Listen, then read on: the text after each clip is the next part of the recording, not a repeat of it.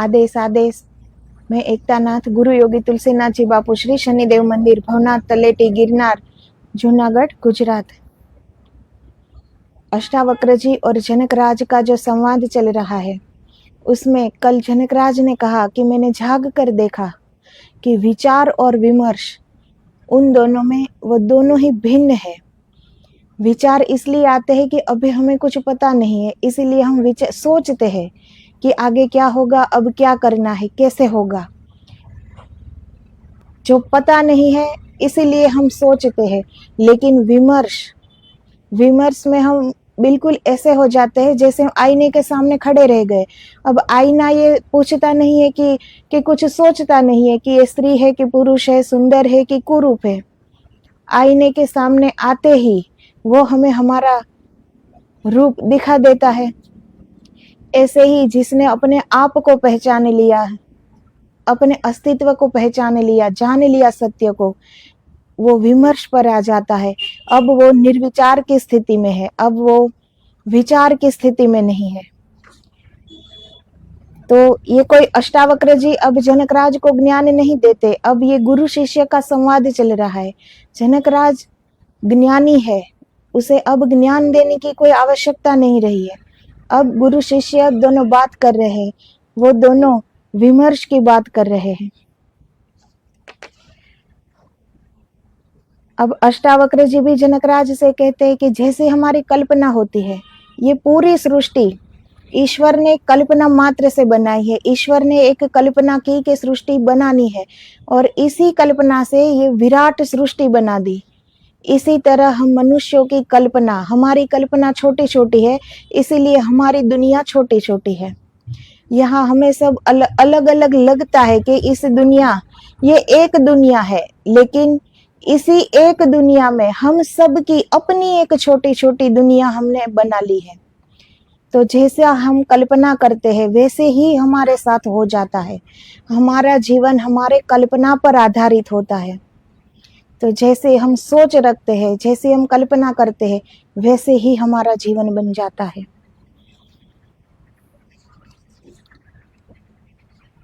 तो ऐसी चित दशा का नाम ही मोक्ष है, जहां तुम्हें पता चले न बंधन है न मोक्ष। बंधन भी कल्पित है तो मोक्ष भी कल्पित है। कथा है जीसस के जीवन में कि एक गांव में आए और उन्होंने एक वृक्ष के नीचे कुछ लोगों को बड़े उदास देखा, बड़े परेशान देखा, बड़े दीन दुर्बल। उन्होंने पूछा, तुम्हें क्या हुआ? तुम पर कौन सी विपदा आ गई? उन लोगों ने कहा, विपदा हम पर बड़ी आई, हम लोग बहुत घबरा गए, हमने बड़े पाप किए हैं और हम नरक से डर रहे हैं, हम थर थर कांप रहे हैं। जीसस और आगे बढ़े। एक वृक्ष के नीचे उन्होंने और लोगों को बैठे देखा। वे बड़े आशा से भरे बैठे थे, लेकिन आशा में भी भय था और उन्होंने बड़ी तपश्चर्या की थी, उपवास किए थे, धूप में शरीर को गलाया सताया था, सूखे हड्डियां हो गए थे। उन्होंने पूछा, तुम्हें क्या हुआ? तुम पर कौन सी विपदा पड़ी? उन्होंने कहा, हम स्वर्ग की तैयारी कर रहे हैं। नरक का भय है तो हम स्वर्ग की तैयारी कर रहे हैं। हम पुण्य अर्जन कर रहे हैं, मगर फिर भी डर लगता है, कहीं चूक तो न जाएंगे। सब दाव लगा दिया है, जीवन दाव पर लगा दिया है, लेकिन स्वर्ग लेकर रहेंगे, बहिष्ठ हम पर पहुंच कर रहेंगे।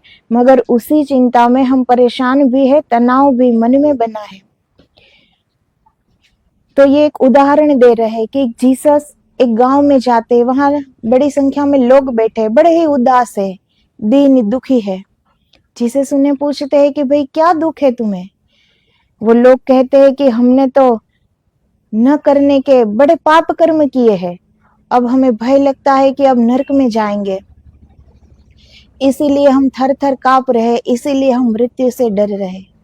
जीव मात्र जगत में सब अपनी मृत्यु से डरे हुए हैं। क्यों? क्योंकि मृत्यु के बाद की जो पीड़ा है, जो यातना है, वो हमारे चैतन्य में पड़ा हुआ है। हम भूल गए हैं, लेकिन हमारे अंदर का चैतन्य वो सोया हुआ नहीं है, वो जागृत है। और उस चैतन्य में हमारे पिछले जितने भी हमने जन्म लिए हैं और जैसा भी हमने कर्म किया है, बिल्कुल आईने की तरह साफ साफ उनकी नजर में है। तो हमारा चैतन्य जानता है कि हम कैसे कर्म करके आए हैं। कहाँ से आए हैं, कितने जन्म लिए हैं, क्या करके आए हैं, सब हमारे चैतन्य को पता रहता है। इसीलिए हम अंदर से डरे हुए हैं, इसीलिए हम मृत्यु से डरते हैं। यहाँ सबको अपना पता होता है कि अभी कुछ नहीं किया, जो करने आए थे वो किया ही नहीं है। जब मौत सामने खड़ी आएगी तो सब कांपेंगे, सब डरेंगे, सब घबराएंगे, क्योंकि अपने आप की सबको पता होता है कि हमने जीवन में आकर क्या किया है।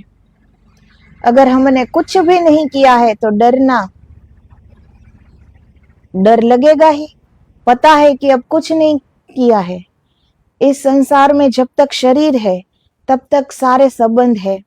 अभी हमें कुछ दुख हुआ, कुछ यातनाएं हुई, कुछ पीड़ा हुआ तो हमारा वो कोई ले नहीं लेगा हमारी पीड़ा, हमारा दुख, लेकिन साथ देने वाले पास में खड़े होंगे, हमारे जो इस शरीर के संबंधी होते हैं। तो वो हमारा कुटुंब परिवार, वो हमारे साथ खड़ा होता है। लेकिन जब ये शरीर न रहा तो बाकी का किसको पता है कि बाकी क्या हुआ। फिर वहां कौन पास में खड़ा होगा। यहाँ कोई भूल हो जाए तो माँ बाप वो भूल ढक देते हैं, वहां कौन ढकेगा। वहां तो तटस्थ न्याय है, जो किया वो ही पाएंगे। वहां कोई माँ नहीं खड़ी, कोई पिता नहीं खड़े, वहां तो ईश्वर का तटस्थ न्याय है। इसीलिए सब अपनी मृत्यु से डरते हैं। ये डर अंदर बैठा हुआ डर है, क्योंकि चैतन्य को पता है कि मरने के बाद कितनी यातनाएं है, कितनी पीड़ा है। जीसस दूसरे गांव में गए, वहां भी लोग बैठे थे, लेकिन वो लोग बड़ी आशा में बैठे थे। जीसस उनसे भी पूछते हैं कि भाई आप अब क्या आशा लेकर बैठे हो। तो वो लोग कहते हैं कि हमने तो जीवन में बड़े सत्कर्म किए हैं, पूरा जीवन लगा दिया, अब हमें स्वर्ग की कामना है। और अब हम डर रहे हैं कि सारा जीवन लगा दिया, सत्कर्म किए और स्वर्ग न मिला तो ये उदाहरण दे रहे हैं कि जिसने पाप कर्म किए हैं वो भी डर रहे हैं कि कहीं नरक न मिल जाए। जिसने पुण्य किया है, जिसने सत्कर्म किया है, वो भी डर रहे हैं कि अगर स्वर्ग नहीं मिला तो। दोनों डर रहे हैं। इसीलिए कहते हैं ना कि जो पाप करते हैं उनका भी अंत खराब ही होता है, और जो कुछ आशा से करते हैं, अपेक्षा से करते हैं, उनको भी कभी संतोष नहीं मिल सकता, कभी शांति नहीं मिल सकेगी। हर वक्त ये डर लगा रहेगा कि जो आशा से किया वो आशा पूरी होगी कि नहीं होगी। ये डर हमेशा उन्हें सताएगा। तो फिर खुश कौन है यहाँ। उन्होंने कहा हम स्वर्ग की तैयारी कर रहे हैं, नरक का भय है तो हम स्वर्ग की तैयारी कर रहे हैं, हम पुण्य अर्जन कर रहे हैं, मगर फिर भी डर लगता है कहीं चूक तो न जाएंगे। सब दाव पर लगा दिया है, जीवन दाव पर लगा दिया है, लेकिन स्वर्ग लेकर रहेंगे। मगर उसी चिंता में हम परेशान भी है, तनाव भी मन में बना है। जीसस और आगे बढ़े। उन्होंने एक तीसरे वृक्ष के नीचे कुछ लोगों को बैठे देखा जो बड़े मस्त थे। उनकी हालत बिल्कुल अलग थी, न तो नरक से घबराए जैसे लोग वैसे भी न थे, स्वर्ग के लोभ से भरे लोग वैसे भी न थे। वे बड़े मस्त थे, वे गीत गुनगुना रहे थे, नाच रहे थे, आनंद मग्न थे। उन्होंने पूछा तुम्हें क्या हुआ, तुम बड़े खुश हो, तुम पर कोई विपत्ति नहीं आई। उन्होंने कहा कि नहीं, क्योंकि हमने जान लिया कि न स्वर्ग है न नरक है, सब मन का खेल है। तो अब जीसस तीसरे वृक्ष के नीचे जो बैठे उनके पास जाते हैं। वो लोग नाच रहे हैं, गा रहे हैं, बड़े खुश हैं, दुख का नाम और निशान नहीं है उनके पास। जीसस पूछते हैं कि आप लोग क्यों इतने खुश हैं। तो वो लोग कहते हैं कि ये सारा मन का खेल है, न स्वर्ग है न नरक है, ये अपने मन का खेल है। जो आशाएं हम पाल लेते हैं और वो आशा पूरी नहीं होती तो हमें दुख से भर जाते हैं। तो ये दुख क्या नरक नहीं है। कुछ भी अच्छा हम कार्य कर दे, सामने अपेक्षा रखते हैं कि सामने वाला उठ के हमें पहले धन्यवाद कहे। क्या ये दुख नहीं है कि वो आनंद ले ही नहीं पाया कि मैं किसी के काम आ गया। अगर वो अपने भीतर देखता तो वो खुशी से नाच उठता कि मैं किसी को काम आया। लेकिन अपने आप पर ध्यान नहीं जाएगा, वो जिसकी मदद की है उसके सामने ध्यान जाएगा और उससे अपेक्षा जाएगी साथ में ही कि वो उठकर हमें धन्यवाद कहे कि मैंने उसकी मदद की है। तो जितनी हम मदद करते जाते उतना हमारा अहंकार बढ़ता जाता है। तो अहंकार के मूल में तो दुख ही है ना, दुख ही मिलेगा। इसीलिए हम जो सोचते हैं, हम जो करते हैं, ये हमारी सारी आशाएं, अपेक्षाएं, तृष्णाएं, ये सभी दुख का मूल है।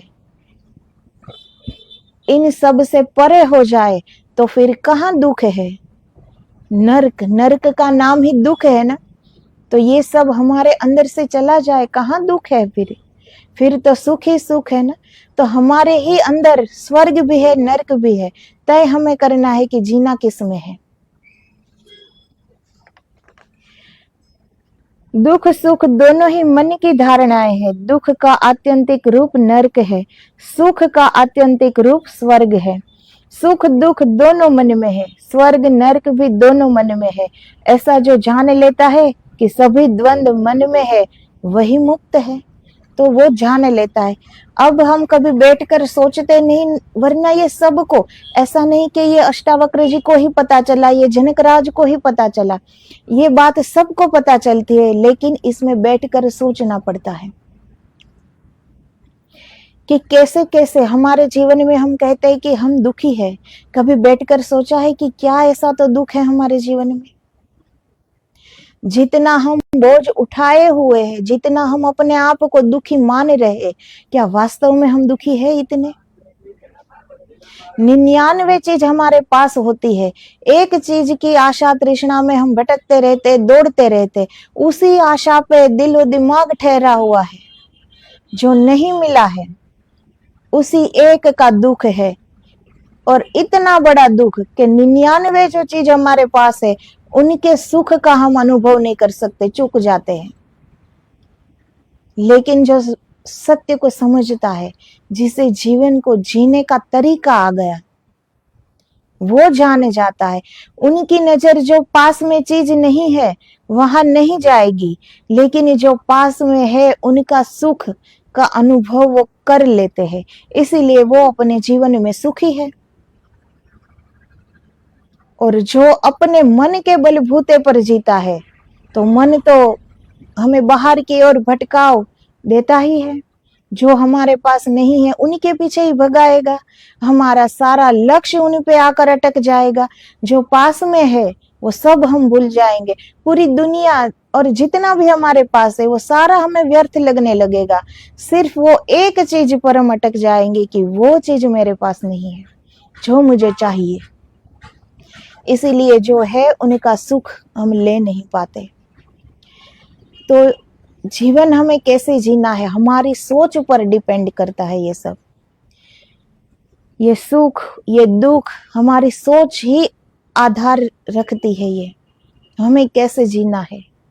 जो नहीं है उसका दुख मनाना है, कि जो है उनके सुख का अनुभव करना है, वो हम पर है। इस मुक्ति की आखिरी घोषणा जनकराज करते हैं, मेरा बंध या मोक्ष नहीं है। बंधन भी झूठे है तो मोक्ष कैसा? बंधन है ही नहीं तो मोक्ष कैसा? दोनों असत्य है। अब ये बात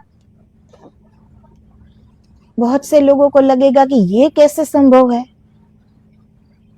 कि ना बंधन है ना मोक्ष है, कुछ भी नहीं। तो जनकराज ने तो जाग कर देखा। जनकराज की तो ये स्वयं की अनुभूति है, उन्होंने सत्य को पाया है, तभी तो उसने ये कहा और ये जान पाए कि बंधन है ही नहीं। ये जो बंधन है ये हमने स्वयं अपने आप को बांध दिया है, वरना बंधन कहाँ है? हम मोक्ष में ही तो जीने के लिए आए हैं। हमारे अंदर जो आत्मा रूपी परमात्मा है वो परम मुक्त है, वो ही तो परम मोक्ष है, और वो मोक्ष हमारे ही अंदर है। तो वो असीम अनंत परमात्मा अपनी सारी असीमता के साथ, अपनी अनंतता के साथ, अपनी मुक्तता के साथ हमारे अंदर है। बंधन थे कहाँ? कहाँ है बंधन? ये जो बंधन है वो हमने अपने आप स्वयं अपने आप को बांध लिया है। ये बंधन हमने खड़े किए हैं। ये बंधन कोई ईश्वर की देन नहीं है। ईश्वर तो स्वयं मुक्त है, उनके पास बंधन है कहाँ की जो हमें दे। जिनके पास जो होता है वो ही देगा ना। ईश्वर के पास ना ही दुख है ना ही बंधन है, वो तो आनंद दाता है। उनके पास आनंद ही आनंद है और उनके पास मुक्तता ही मुक्तता है, असीमता है, अनंतता है, व्यापकता है। बंधन कहाँ है? बंधन हम मान बैठे हैं कि हम बंधन में है। तो बंधन हो तो मोक्ष हो ना।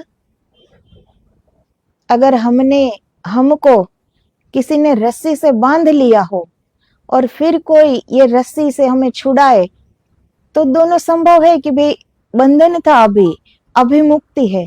लेकिन बंधन था ही नहीं तो मुक्त कौन कराएगा? फिर मुक्ति कैसी? इसीलिए जनकराज कहते हैं कि न बंधन है न मुक्ति है। आश्रय रहित होकर भ्रांति शांत हो गई है। अब मेरा कोई आश्रय नहीं है, अब मैं किसी आशा के सहारे नहीं जी रहा। और जब आशा नहीं है तो निराशा नहीं होती। तो जनकराज ये कहते हैं कि अब आशा ही नहीं है, अब कोई अपेक्षा नहीं, कोई तृष्णा नहीं, तो फिर बंधन कैसा और फिर आश्रय कैसा? जब कोई आशा नहीं है तो फिर निराशा कैसे? हम निराश इसीलिए हो जाते हैं ना कि जो आशा हम करते हैं, जो अपेक्षाएं हम करते हैं वो पूरी नहीं होती, इसीलिए हम निराश हो जाते हैं, दुखी हो जाते हैं। यही दुख के मायने है ना हमारे लिए। कितनी छोटी सोच है हमारी कि मन को जो अच्छा लगा वो अगर मिल जाए तो हम अपने आप को सुखी मानते हैं। मन को जो अच्छा लगा वो ना मिले तो हम अपने आप को दुखी मानते हैं कि बड़े ही दुखी हैं हम। आश्रय रहित होकर भ्रांति शांत हो गई है। आश्चर्य है कि मुझ में स्थित हुआ जगत वास्तव में मुझ में स्थित नहीं है। यह आश्चर्य की बात है। सारा जगत है, फिर भी मैं अकलुषित, फिर भी मैं निरंजन, फिर भी मैं पार हूं। एक बौद्ध कथा है। दो भिक्षु एक नदी से पार होते थे कि बूढ़े भिक्षु ने देखा कि एक युवती नदी पार करना चाहती है, तो वह घबरा गया। नदी गहरी थी, शायद युवती कहे कि मेरा हाथ संभाल लो। वह अनजान मालूम होती थी, सुंदर युवती थी। वह उसके पास से निकला। युवती ने कहा भी कि मुझे नदी के पार जाना है, क्या आप मुझे सहारा देंगे? उसने कहा, मुझे क्षमा करो, मैं भिक्षु हूँ। स्त्री को मैं छूता नहीं। और उसके हाथ पैर कंप गए और वह भागा, तेजी से नदी पार कर गया। बूढ़ा आदमी बहुत दिन का दबाया हुआ काम भीतर फुफकार मारने लगा। वह ख्याल ही कि स्त्री का हाथ पकड़ ले सपनों को जन्म देने लगा। वह तो नदी पार कर गया। घबराहट में सोचा, भगवान को धन्यवाद दिया कि चलो बचे। एक झंझट आती थी, एक गड्ढे में गिरने से बचा। तब पीछे लौट कर देखा तो बड़ा हैरान हो गया। हैरान भी हुआ, थोड़ा ईर्ष्या से भी भरा, थोड़ी जलन भी पैदा हुई। वह जो युवा सन्यासी पीछे आ रहा था, वह लड़की को कंधे पर बिठाकर नदी पार करवा रहा था। कंधे पर बिठाकर। हाथ पकड़ना भी एक बात थी, स्पर्श भी वर्जित है। और मैं तो बूढ़ा हूँ और यह जवान है और यह अभी नया नया दीक्षित हुआ है, और यह क्या पाप हो रहा है? फिर 2 मील तक दोनों चलते रहे। आश्रम पहुंचने के पहले तक बूढ़ा फिर बोला नहीं। बहुत नाराज था, आग बबूला था। नाराजगी में ईर्ष्या भी थी, नाराजगी में रस भी था, क्रोध भी था, अपने को ऊंचा और धार्मिक मानने की अस्मिता भी थी, और इसको निष्कृष्ट और अधार्मिक मानने का भाव भी था। सभी कुछ मिश्रित था। सीढ़ियां जब वे चढ़ने लगे आश्रम की, तब बूढ़े से न रहा गया। उसने कहा कि सुनो, मुझे गुरु से जाकर कहना ही पड़ेगा, क्योंकि यह तो नियम का उल्लंघन हुआ है। और तुम युवा हो और तुमने स्त्री को कंधे पर बिठाया, स्त्री सुंदर भी थी। उस युवा ने कहा, आप भी आश्चर्य की बात कर रहे हैं। मैं तो उस स्त्री को नदी के किनारे उतार भी आया, क्या आप उसे अब भी अपने कंधे पर लिए हुए हैं? अब भी आप भूले नहीं? 2 मील पीछे की बात आप अभी खींचे लिए जा रहे हो। तो ये एक बौद्ध कथा है। कितना इसमें से सीखने को हमें मिलता है कि वो लड़की को नदी पार करना था। वो बूढ़ा भिक्षुक बूढ़ा हो गया था। अंदर से कुछ जब छूटता नहीं है ना, जब हमें त्याग करना पड़े, अभी सारी कामना, अभी सारी वासनाएं अंदर पड़ी हुई है, भरी पड़ी हुई है, हम दबा रहे हैं, हम सुला रहे, जबरदस्ती कर रहे हैं उन्हीं के साथ, तो वो तो जो दबी हुई है वो तो कभी भी उछल सकती है ना, जो सुलाई हुई है वो कभी भी जाग सकती है। अंदर से कुछ छूटा नहीं है, इसीलिए पूरी जिंदगी एक भय रहता है कि कहीं फिर से झंझट में न पड़ जाऊं, क्योंकि खुद को तो पता ही है कि अभी कुछ छूटा नहीं है। इसीलिए वो बूढ़े भिक्षुक उस लड़की को देखकर कि नदी पार नहीं कराऊंगा, वो जल्दी से वो नदी पार कर गए कि कहीं वो लड़की का हाथ न पकड़ना पड़े, और अगर लड़की का हाथ पकड़ लिया तो फिर अंदर जो पड़ा है वही तो बाहर आ जाएगा ना। तो नदी पार से वो देखता है तो वो तो एक युवान भिक्षु पीछे अपने कंधे पर उस लड़की को बिठाकर नदी पार करा रहा है। तो वो बूढ़ा भिक्षु वो सोच रहा है कि ये तो मैं तो अभी चलो बूढ़ा हूं, लेकिन ये तो युवान है, अभी हाथ पकड़ने की बात नहीं, ये तो कंधे पर बिठा कर ला रहा है। ईर्ष्या भी हुई कि ये मैं न कर पाया, ये कर रहा है, अभी वो लड़की उसके कंधे पर है। ईर्ष्या भी है, डर भी है, सब कुछ है कि ये स्त्री का स्पर्श वर्जित है।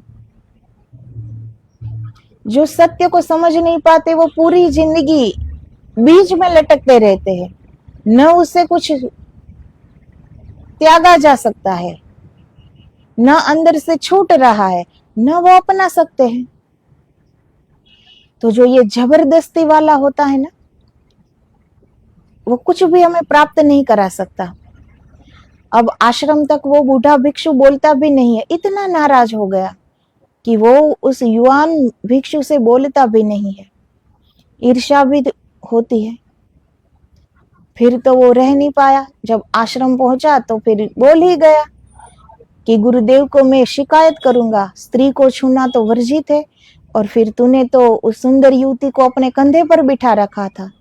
तो वो युवान भिक्षु क्या कहता है कि 2 मील तक आप अभी तक उस युवती के पीछे उसे खींच के ले आए यहाँ, मैंने तो उसे कंधे पर लाकर नदी पार किनारे पे छोड़ भी दिया, उसे उतार भी दिया, आप उसे यहाँ तक खींच के ले आए 2 मील दूर तक। तो फिर किसे त्याग कहते हैं? ये समझने की बात है कि जो छोड़ना पड़ा कि चलो वर्जित है, स्त्री को छूना वर्जित है, गुरुजी ये कहते हैं, संत जन ये कहते हैं, दूसरे लोग कहते हैं इसीलिए वर्जित किया, अंदर से कुछ छूटा नहीं है, अंदर से सारी वासनाएं अभी पड़ी है, सारी कामनाएं पड़ी है, लेकिन स्वीकार नहीं, स्वीकारेगा नहीं कि मुझ में अभी कामना बाकी है। तो ईश्वर ने स्त्री और पुरुष 2 बनाए हैं। अगर ईश्वर को ये कोई पाप लगता, कोई वर्जित लगता, तो फिर ईश्वर स्वयं ही किसी एक को ही बनाते ना क्या, या तो पूरी सृष्टि स्त्रियों से भर देता या पूरी सृष्टि सिर्फ पुरुषों से भर देता, 2 क्यों बनाते? अंदर से छूट गया वो बड़ी अच्छी बात है, दुर्लभ बात है कि अंदर से छूट गया, कामनाओं से मुक्त हो गया, उसे ही मुक्त कहते हैं। वो बड़ी अच्छी बात है, वो बड़ी कृपा की बात है कि सदगुरु की जो कृपा पात्र बन जाते हैं वो ऐसे मुक्त जीवन जी जाते हैं। लेकिन दूसरों ने कहा, इसमें पढ़ा था, वेद कह रहे, शास्त्र कह रहे, संत कह रहे, सदगुरु कह रहे, इसीलिए हमें ऐसा करना है, तो फिर कुछ प्राप्ति नहीं होगी। दूसरे कह रहे हैं इसीलिए हम कर रहे हैं, उसमें कुछ भी नहीं होगा। लेकिन हम करना चाहे, हम स्वयं करना चाहे, हम अपने परिश्रम से सारी कामनाओं से मुक्त होना चाहे, हमारा इतना दृढ़ संकल्प हो, हम खुद मुक्त होना चाहते हो, तो ये करना चाहिए। यहाँ जबरदस्ती नहीं चलती। तो कितना अच्छा ये उदाहरण अष्टावक्र जी दे रहे हैं जनक राज को।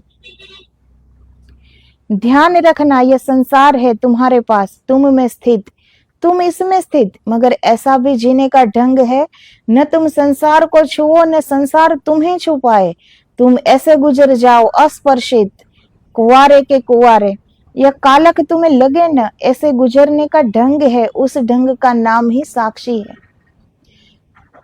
इसीलिए जनकराज कहते हैं कि न बंधन है न मोक्ष है। सारी कामनाओं से अगर हम मुक्त हो जाए, सारी कामना से, फिर भी अगर हम ईश्वर का भजन पूजन आराधना ध्यान सब करते हैं, तो एक पर तो हमारा लक्ष्य अटक जाता है ना कि हमें मोक्ष चाहिए। कुछ ना कुछ तो अपेक्षा फिर भी बचती है ना कि अब मुक्ति चाहिए। तो जब तक एक भी इच्छा बचती है तब तक तो मन है ही, और मन के साथ कभी भी हम परमात्मा को पा नहीं सकते।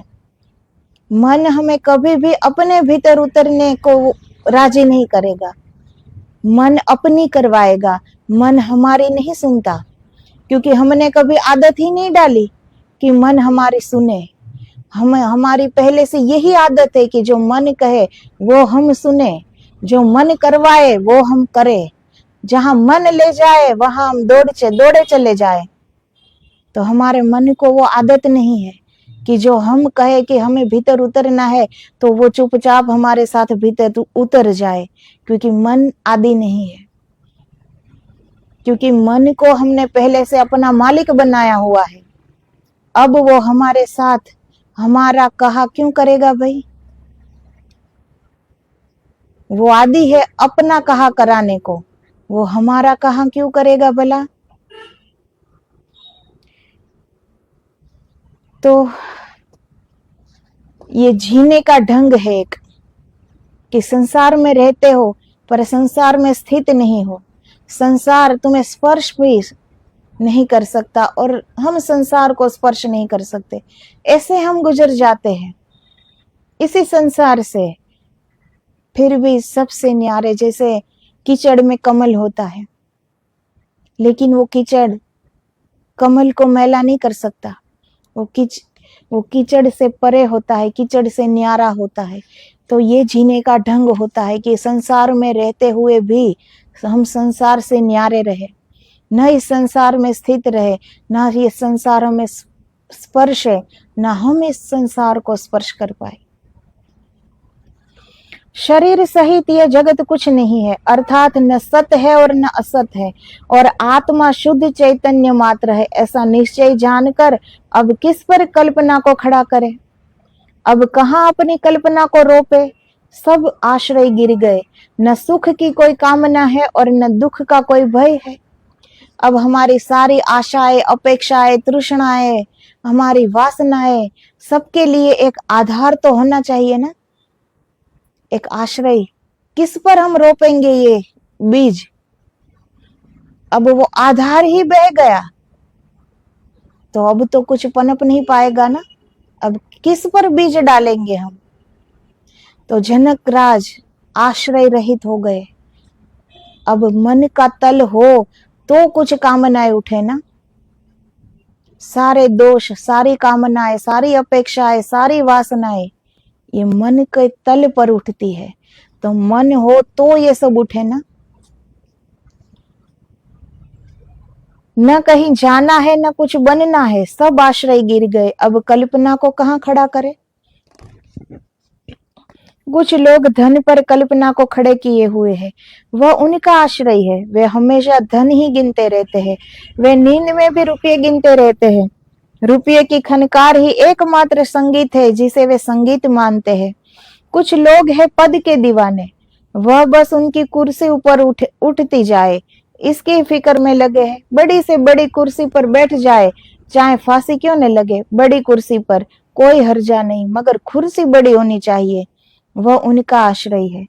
फिर कुछ लोग हैं जो स्वर्ग की कामना कर रहे हैं कि स्वर्ग में बैठेंगे, यहाँ क्या रखा है, यहाँ की कुर्सी आज मिलती है कल छिन जाती है, यहाँ बैठने में क्या सार है, बैठेंगे स्वर्ग में, वहां कल्प वृक्ष के नीचे बैठकर भोगेंगे दिल खोलकर, फिर समय का कोई बंधन नहीं सीमा नहीं, मगर ये सब आश्रय है मन के। तो कुछ ना कुछ तो मन में चल ही रहा है, इसीलिए हम सब कुछ करते हैं। अब जो भी सत्कर्म कर रहा है, जो भी पूजा आराधना जप तप कर रहा है, उनके मन में कहीं ना कहीं तो यही होगा ना कि इतना अच्छा कर रहा हूं तो स्वर्ग की प्राप्ति होगी। और जो लोग नहीं कर रहे हैं वो उन भय से भयभीत है कि अब नरक की प्राप्ति होगी। अच्छे कर्म कर रहे हैं उनको भी भय है कि सारा जीवन अच्छा किया है लेकिन स्वर्ग मिलेगा कि नहीं मिलेगा। वो फिर भी एक शंका के स्थान पर उसका पूरा जीवन निकल जाता है कि स्वर्ग मिलेगा कि नहीं। तो ये कौन सी बात सिखाता है हमें कि आशा कोई भी हो वो सिर्फ दुख ही देती है। फिर जीवन में हम कितनी ही सत्कर्म करें, कितना ही जीवन अच्छा जी जाए, लेकिन अगर स्वर्ग की कामना है तो भी हम फिर भी हम निर्भय नहीं हो पाएंगे। ये भय रहेगा ही कि सारा जीवन लगा दिया, ना सबके साथ गए, ना कुछ मौज शौक किया, ना कुछ व्यसन किया, कुछ भी नहीं किया नरक के डर से कि स्वर्ग मिल जाए, तो फिर अब पूरा जीवन दे दिया, मिलेगा कि नहीं, फिर उस बात का भय। इसीलिए आशा जो भी हो वो सिर्फ दुख ही देती है। मगर ये सब आश्रय है मन के, ऐसा निश्चय जानकर अब किस पर कल्पना को खड़ा करे। यह शरीर, स्वर्ग, नरक, बंध, मोक्ष और भय भी कल्पना मात्र है। मुझे उनसे क्या करना है, मैं तो शुद्ध चैतन्य हूँ। ये जनकराज कहते हैं उनके गुरु जी से कि अब मैं जान गया हूँ ये स्वर्ग, नरक, ये आशाएं, ये शरीर, ये नरक, ये बंधन, ये मोक्ष, ये सारी कल्पना है, कुछ भी नहीं है। जब बंधन ही नहीं तो मुक्ति कैसी।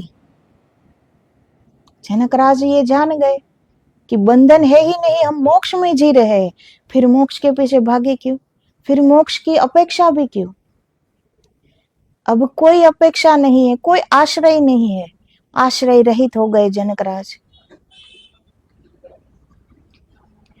खूब जागरण की घटना घटी जनकराज को। अष्टावक्र जी की मौजूदगी में विमर्श पैदा हुआ। अष्टावक्र जी के दर्पण में जनकराज ने अपना चेहरा देखा, उसे आत्मस्मृति आई, अनूठी घटना घटी। अष्टावक्र जी जैसे सदगुरु, तो सदगुरु भी एक दर्पण का काम करते हैं। जैसे आगे एक उदाहरण हमने दिया था कि एक बूढ़ा शेर, उसने भेड़ों के बीच में पले बड़े हुए शेर को कुछ कहा नहीं है, कुछ उपदेश नहीं दिया, कुछ अनुष्ठान नहीं कराया, अपने आप को जानने के लिए कोई जप तप नहीं करवाया, मात्र सिर्फ नदी में प्रतिबिंब दिखा दिया और वो शेर अपने आप समझ गया कि मैं भेड़ नहीं हूं, मैं भी इस बूढ़े शेर की तरह शेर हूं, और गर्जना अपने आप निकल गई, वो अपने आप को पहचान गया।